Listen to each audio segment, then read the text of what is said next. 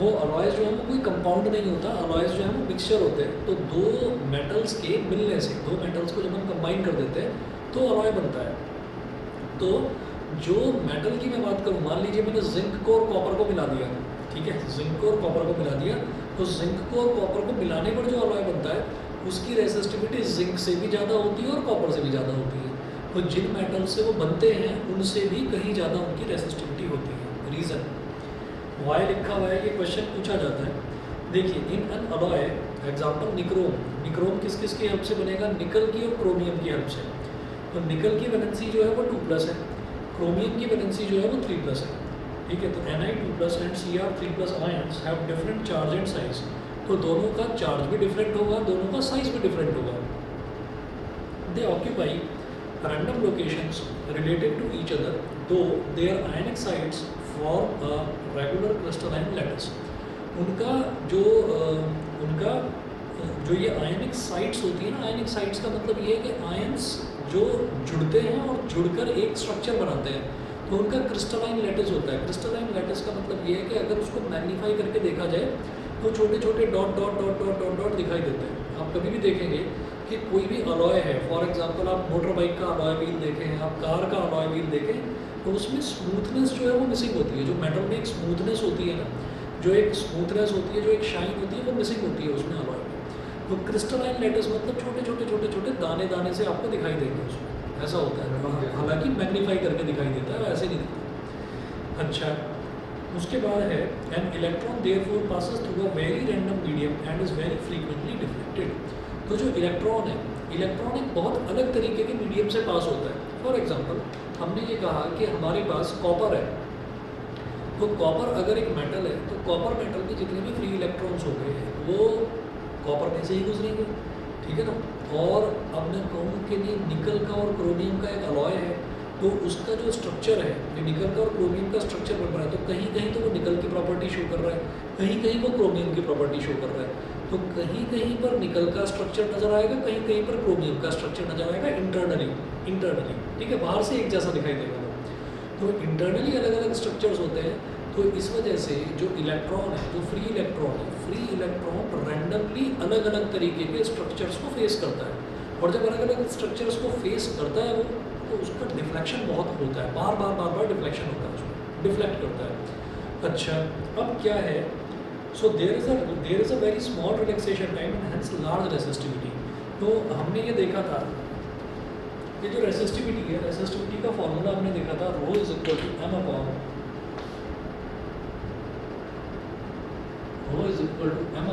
n e square tau. तो ये हमने देखा था, रेसिस्टिविटी का फॉर्मूला था। तो जब इलेक्ट्रॉन्स बार बार डिफ्लेक्ट होता है, तो ज़्यादा डिफ्लेक्शन है जब इलेक्ट्रॉन के अंदर, तो ज़्यादा डिफ्लेक्शन का मतलब क्या हो गया कि रिलैक्सेशन टाइम कम है, और जब रिलैक्सेशन टाइम कम है तो रेसिस्टिविटी ज़्यादा है। तो इसी वजह से अलॉयज़ की रेसिस्टिविटी बहुत ज़्यादा होती है। अच्छा, in general alloys have more resistivity than that of their constituent metals. Last point ये है, सभी को क्लियर है? बताइए भाई, ऑनलाइन वाले बताएं सभी को क्लियर है? भी तो बढ़ेगा, फिर रेजिस्टिविटी भी तो कम होगा। Yes, sir. ऐसा कुछ नहीं है भाई, नंबर ऑफ इलेक्ट्रॉन्स जो है वो तो फिक्स रहेंगे ना अंदर। भाई अगर मैंने निकल को और क्रोमियम को मिला दिया तो उसमें जितने इलेक्ट्रॉन्स हैं उतने तो फिक्स ही रहेंगे, वो बढ़ने नहीं है। हमने टेम्परेचर को बढ़ाया है। हाँ, टेम्परेचर को कांस्टेंट रख के ही बात कर रहे थे, है ना, टेम्परेचर को कांस्टेंट रख के। चलिए जी, उसके बाद जो अगला टॉपिक गीजर होता है उसमें क्या होगा? क्या बोल रहे हो? जैसे गीजर में होता है, गीजर में निकल होता है, हाँ, तो उसमें क्या होगा? अच्छा, हम इलेक्ट्रिक गीज़र की बात कर रहे हो ना? Yes sir. हाँ, इलेक्ट्रिक गीज़र जो है उसमें भी प्योर निकल नहीं होता, उसमें भी क्या होता है, उसमें भी ना अलॉय होता है। उसका भी बोल देते हैं उसको कि उसका एलिमेंट किस चीज़ का बना हुआ है। एक्चुअली एलिमेंट नहीं होता, वो भी अलॉय से ही बना हुआ होता है, चाहे गीज़र हो, चाहे हीटर हो, चाहे टोस्टर हो। तो जो भी हीट करने वाली डिवाइसेस हैं उन सब में अलॉय होता है, समझ गए? सिर्फ प्योर निकल नहीं होगा, निकल के साथ मिक्सचर होगा, जनरली क्रोमियम का ही होता है।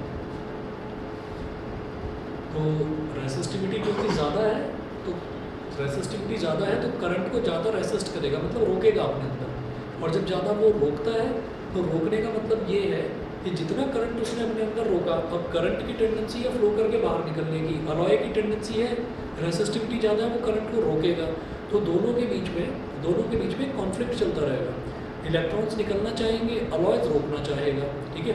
अल्टीमेटली अलॉय ही जीतता है, क्योंकि अलॉय की रेसिस्टिविटी इतनी ज़्यादा है वो करंट को फ्लो नहीं होने देगा, लेकिन इलेक्ट्रॉन्स अंदर अंदर लगातार कोलाइड करते रहेंगे।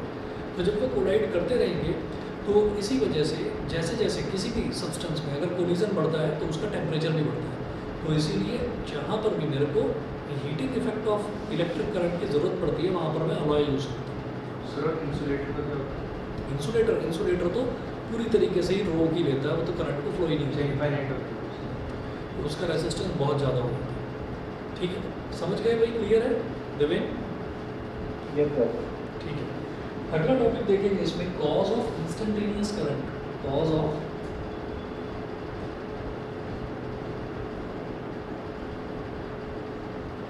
Instantaneous current.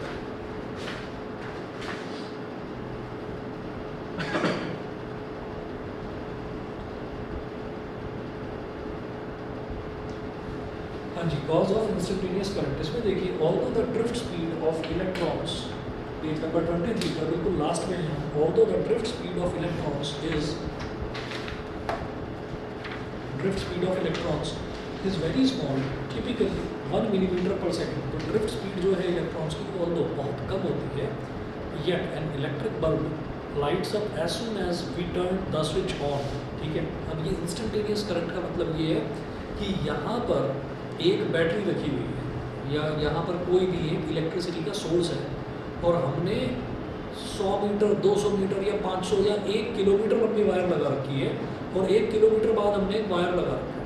हम यहाँ से स्विच ऑन करेंगे, इधर हमने स्विच ऑन करा, उधर वो 1 किलोमीटर बाद जो है वो बल्ब इंस्टेंटेनियसली ग्लो करने लगता है।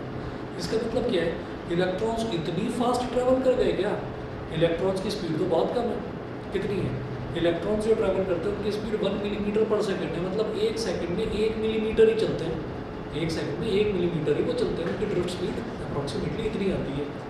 तो इसका क्या रीज़न है कि एकदम से इधर स्विच ऑन करा उधर बल्ब ग्लो करने लगा? तो आप ये देखिएगा, रीज़न है this is because electrons are present everywhere in an electric circuit. पूरा का पूरा जो इलेक्ट्रिक सर्किट है उस पूरे इलेक्ट्रिक सर्किट में इलेक्ट्रॉन्स मौजूद हैं, यानी कि पूरा का पूरा जो वायर है उसमें इलेक्ट्रॉन्स मौजूद हैं। ऐसा तो नहीं है कि इलेक्ट्रॉन एक कोने से स्टार्ट होंगे और चलते चलते चलते चलते दूसरे कोने तक पहुँचेंगे, ऐसा नहीं है। तो पूरे के पूरे कंडक्टर में इलेक्ट्रॉन्स मौजूद हैं। आगे चलते हैं, when a potential difference is applied to the circuit and electric field is set up throughout the circuit almost with the speed of light, ठीक है। तो अब क्या होता है कि जैसे ही हमने एक पोटेंशियल डिफरेंस अप्लाई करा, पोटेंशियल डिफरेंस अप्लाई करने का मतलब है कि हमने बैटरी लगा दी या हमने इलेक्ट्रिक सोर्स है जो कि मतलब जो घरों में जो हाउस होल्ड इलेक्ट्रिक सर्किट्स होते हैं वो वाला सोर्स है, वहाँ पे हमने प्लग इन करके और एकदम से स्विच ऑन कर दिया। तो इसका मतलब ये है कि हमने पोटेंशियल डिफरेंस अप्लाई कर दिया, ठीक है। तो पोटेंशियल डिफरेंस अप्लाई करते ही एक इलेक्ट्रिक फील्ड डेवलप होता है with the speed of light, almost with the speed of light, 3 to 10 की पावर 8 मीटर पर सेकेंड। वो जो इलेक्ट्रिक फील्ड है, electrons in every part of the circuit begin to drift under the influence of this electric field and a current begins to flow in the circuit almost immediately। तो क्या होता है कि जैसे ही electric field develop हुआ with the speed of light, तो पूरे के पूरे वायर में, वायर मान लीजिए यहाँ से लेकर यहाँ तक पूरा का पूरा 1 किलोमीटर लंबा वायर है, तो वायर के हर कोने में जैसे मान लीजिए हमने यहाँ पर एक स्विच लगा रखा है, इधर एक स्विच लगा रखा है और ये जो वायर है, ये वायर इतनी लंबी है, इतनी लंबी वायर है और ये वायर इधर लगी हुई है एक बल्ब में, एक बल्ब में लगी हुई है। हमने इधर यहाँ पर ये स्विच बोर्ड लगा हुआ है, हमने यहाँ जो ये स्विच था इसको ऑन कर दिया। तो स्विच को जैसे ही हमने ऑन करा तो इधर जितने भी एकदम से इलेक्ट्रिक फील्ड पूरे के पूरे में डेवलप होगा, इधर इधर इधर इधर इधर इधर पहले से ही इलेक्ट्रॉन्स हैं,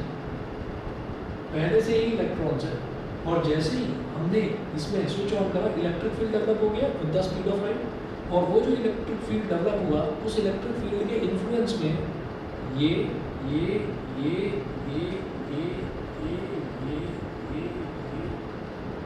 सारे के सारे इलेक्ट्रॉन्स इंस्टेंटली मूव करना शुरू करेंगे। हर कोने का इलेक्ट्रॉन, पूरे कंडक्टर के हर कोने का इलेक्ट्रॉन इंस्टेंटली मूव करना शुरू करेगा और जैसे ही वो मूव करेगा बल्ब इंस्टेंटली ब्लो अप कर जाएगा। समझ गए? Bulb blows. बताइए भाई, Vatsal correct, Divyanshi, Dhruv, Deven, clear? Yes sir. ठीक है, चलिए अगला फिर क्वेश्चन देखते हैं। पेज नंबर 24 पर एक क्वेश्चन है, a copper wire has a resistance of 10 ओम।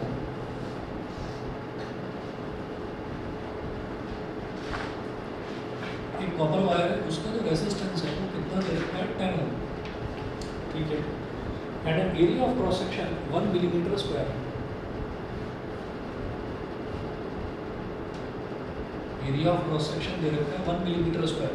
अब मुझे ये मालूम है कि ये जो मिली होता है ना, मिली का मतलब होता है 10 की पावर -3। तो 1 × 10 की पावर -3, 1 × 10 की पावर -3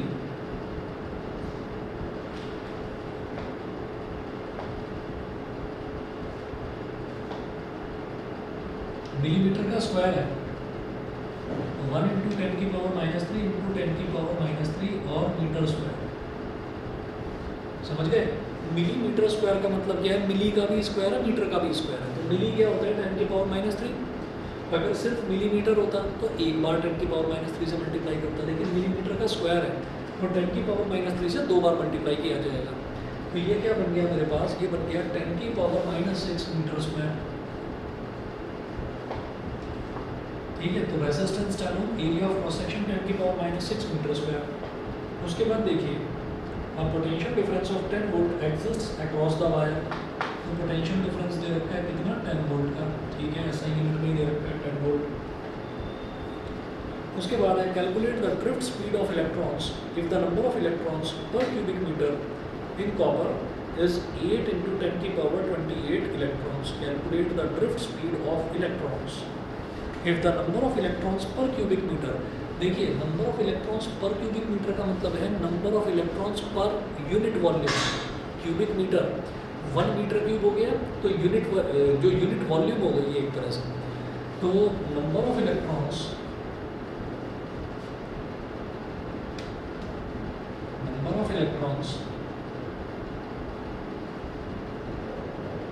पर यूनिट वॉल्यूम और पर मीटर क्यूब या पर क्यूबिक मीटर, एक ही बात है ये। इसको हम स्मॉल एन बोलते हैं, यही होता है स्मॉल एन। ठीक है, और स्मॉल एन कितना दे रखा है? 8 × 10 की पावर 28, 8 × 10 की पावर 28। ठीक है, नंबर ऑफ इलेक्ट्रॉन्स है, क्वांटिटी है, गिनती है, तो उसकी कोई यूनिट नहीं होती। ठीक है, बताइए बेटा, यहाँ तक क्लियर है सभी को? ये जो टर्म्स दे रखी हैं इसमें, ठीक है। चलिए जी, तो आर है, ए है, बी है और स्मॉल एन है, ये सारी वैल्यूज हमारे पास हैं। वो कह रहे हैं कि आप ड्रिफ्ट स्पीड इसकी निकालिए। तो ड्रिफ्ट स्पीड कैसे निकालोगे? क्या फॉर्मूला होता है ड्रिफ्ट वेलोसिटी का? हमने फॉर्मूला देखा था। ड्रिफ्ट वेलोसिटी है हमारे पास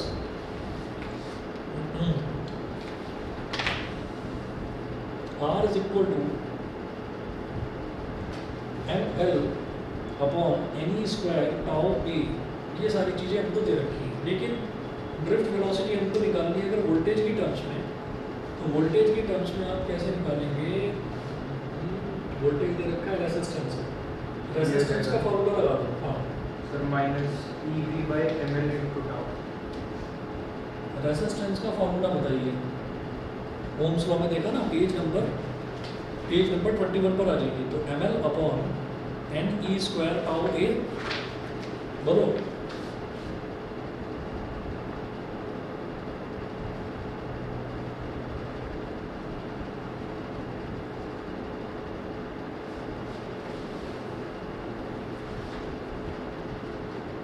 अच्छा,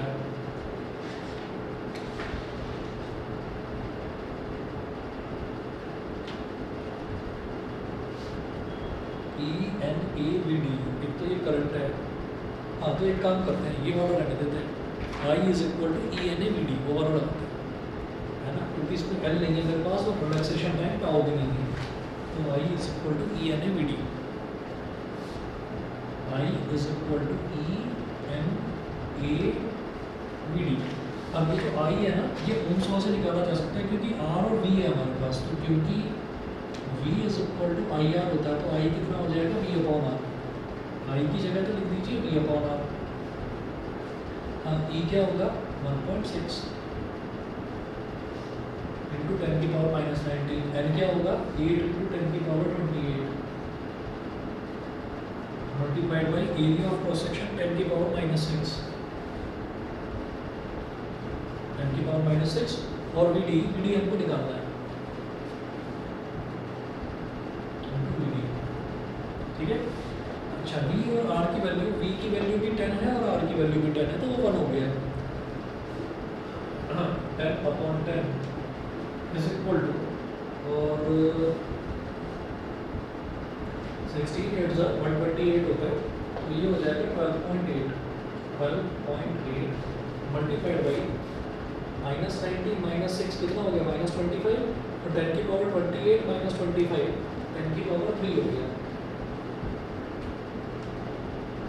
इंटू वी डी। 10 से 10 कैंसिल आउट, कितना बना गया, तो V D is equal to 1 upon 12.8 into 10 की पावर 3, ये हो गया। अब देखिएगा ये 1.8 है, ये 12.8 पॉइंट है, ऊपर 10 आ गया। और हम एक काम करते हैं, 16 8 का 128 होता है, 16 8 का 128, 16 0 का 0, एक और 0 लगाएंगे, 100 आ गया, 16 6 का 96, 100 माइनस 96 इज 4, 4 0 40, 16 2 का 32, 40 माइनस 32 इज 8, 8 0 80, 16 5 का 80, 625, ये आ गया। 8 से डिवाइड करते हैं इसको, 8 1 का 8, 8 0 का, ये भी 0 का, और 62 का मतलब 8 7 का 56, 62 माइनस 56 कितना हो जाएगा, 6 6 5 65, 8 8 का 64, 65 माइनस 64 इज 65 माइनस 64 इज 1, ठीक है।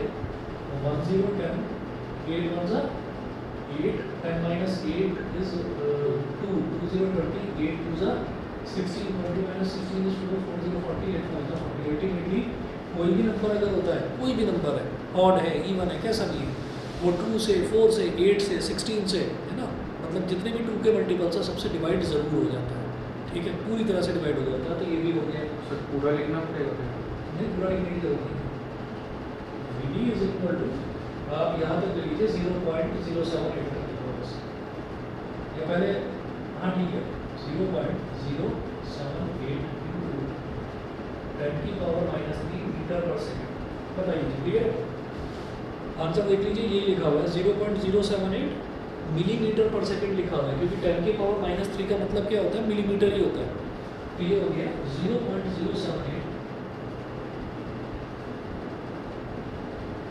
Millimetre per second, millimetre per second. बताइए जी, क्लियर है सभी को? ठीक है, चलिए जी, ये हो गया। इसके बाद देखिएगा, ये जो अगला क्वेश्चन है ना, estimate the average drift speed of conduction electrons, ठीक है, ये वाला क्वेश्चन बड़ा इंपॉर्टेंट है, आगे के दोनों भी इंपॉर्टेंट है, कल करवाऊंगा, ठीक है ना, अभी नहीं, कल करवाते हैं, आज बस इतना कर लीजिए।